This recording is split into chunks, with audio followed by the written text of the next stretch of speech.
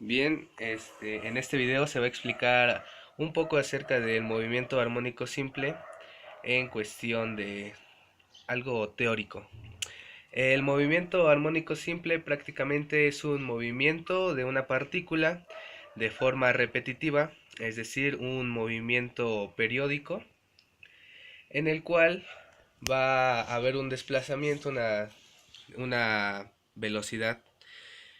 Lo que caracteriza a este tipo de movimiento es que el punto, la partícula que tenemos aquí, por ejemplo, se va a mover de un punto a otro, pero con la condición de que siempre va a haber un punto fijo, un equilibrio.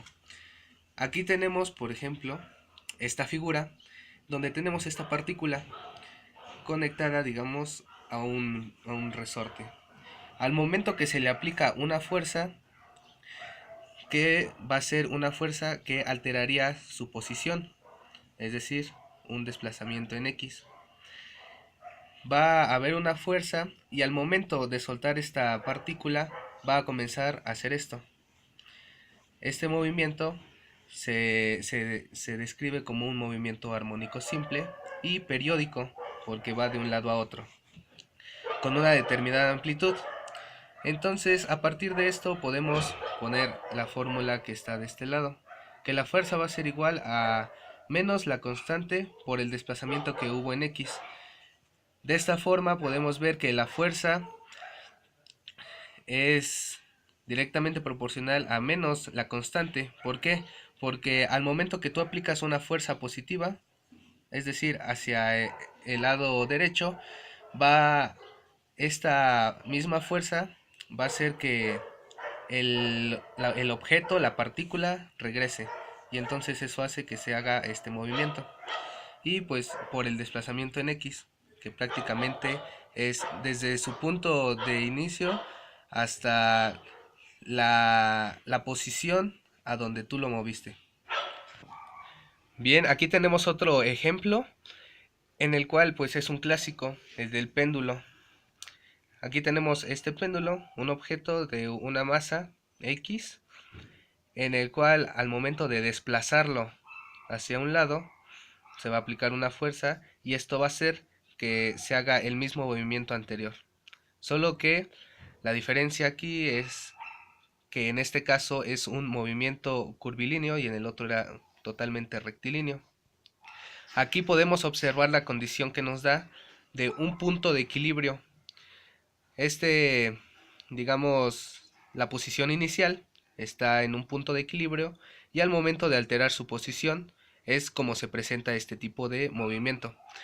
Aquí tenemos otro ejemplo sencillo que cuando tenemos un resorte con una partícula de masa n, pues podemos aplicar un mismo desplazamiento hacia abajo, ya que es vertical, y esto va a provocar una fuerza que va a permitir que el objeto oscile de esta forma, hacia arriba y hacia abajo, siempre en el eje de las Y. Este pues es otro ejemplo de este tipo de movimiento. Por último, en la parte teórica podemos presentar este ejemplo que prácticamente es la base de este tipo de movimiento. Tenemos esta circunferencia que es dada por la trayectoria de este punto P.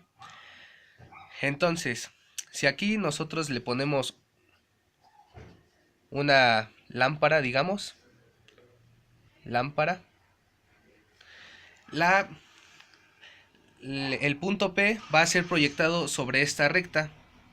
Entonces, si nosotros al momento de proyectar este punto P, vemos que ahorita se encuentra más o menos en esta dirección, pero conforme va moviéndose, este va cambiando de posición. Entonces, si este punto P cambia hacia acá, vemos que su proyección va a ser de este lado. Entonces vemos que ya hubo un cambio y así lo podemos seguir asociando conforme va dando de vueltas este punto y esto se va a ir desplazando de esta forma. Entonces ya se hablaría de este tipo de movimientos. Cabe aclarar que en este punto la velocidad es tangente al punto. Este va a ser la velocidad. y la aceleración va a ser la recta normal a este punto. Y damos por hecho que al momento que el punto llega a su desplazamiento máximo aplicado en la recta, pues su velocidad es cero. ¿Por qué? Porque su velocidad va a llegar a le va a permitir llegar a este punto y va a regresar. Entonces aquí su velocidad va a ser cero, por consiguiente también aquí es cero. En cambio, la aceleración en este punto va a ser la aceleración máxima, porque esa aceleración va a ser capaz de llegar a este punto y jalarlo hacia el otro lado para que se produzca este movimiento periódico.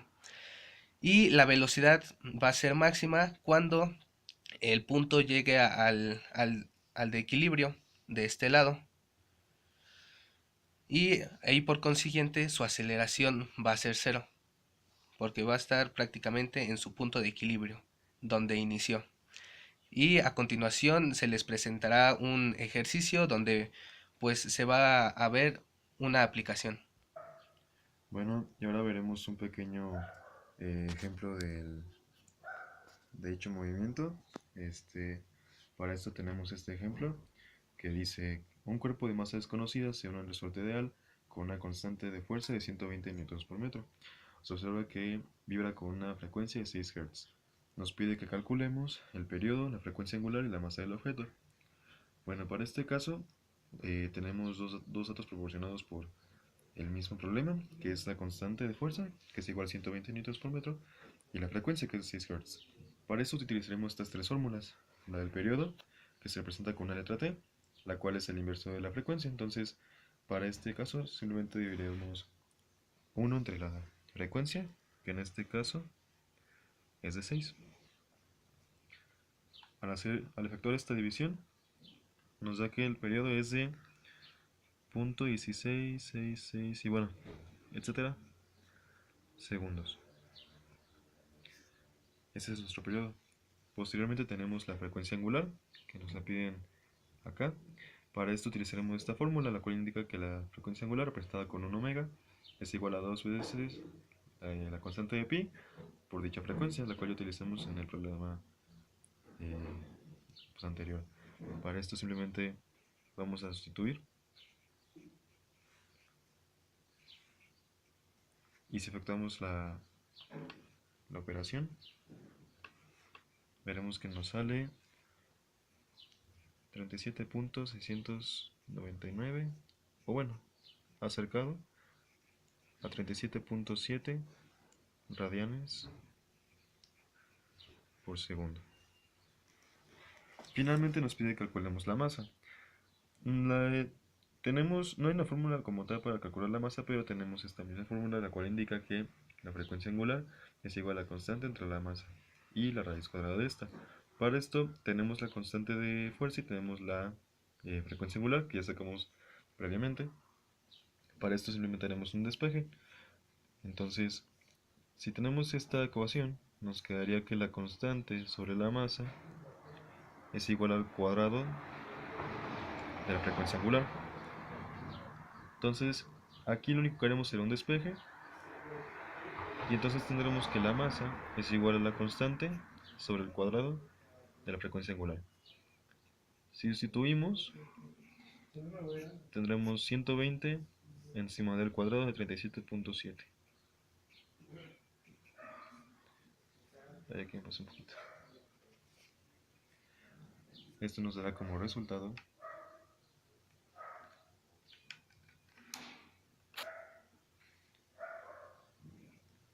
0.084 kilogramos.